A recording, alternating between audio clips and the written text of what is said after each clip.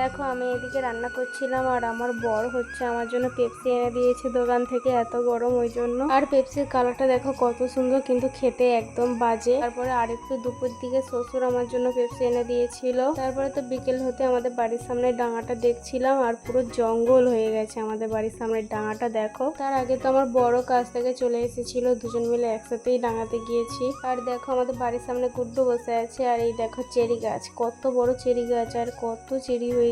এই লাল লাল গুলো হচ্ছে পেকে গিয়েছে, আর যখন কাঁচা থাকে তখন সবুজ থাকে। দেখো আমাদের ডাঙাতে হচ্ছে মক্কা চাষ করেছিল আমার বর, মানে আমাদের খাওয়ার জন্য। আর ওই দেখো হয়েছে আর ছাড়াচ্ছে, দেখো কত মক্কা, মানে ছোট ছোট। আমি এই প্রথম ছোট ছোট মানে কচি কচি মক্কা খেয়েছি, না হলে এর আগে দোকান থেকে শুধু পাকা বস। তারপরে আমাদের বাড়িতে নিয়ে গেছিল, সেগুলো তো আরো কচি। আর দেখো আমার বর এই মক্কা গুলো সব পুড়িয়ে দিয়েছে। এইবারে হচ্ছে লেবু আর আমাদের নুন মাখানো হচ্ছে, মানে লেবুটাও আমাদের গাছের আর নুনটা তো এমনি। আর খেতেও তো খুব সুন্দর ছিল, মিষ্টি মিষ্টি আর একটু গলা গলা মতো, মানে নরম তো ওই জন্য।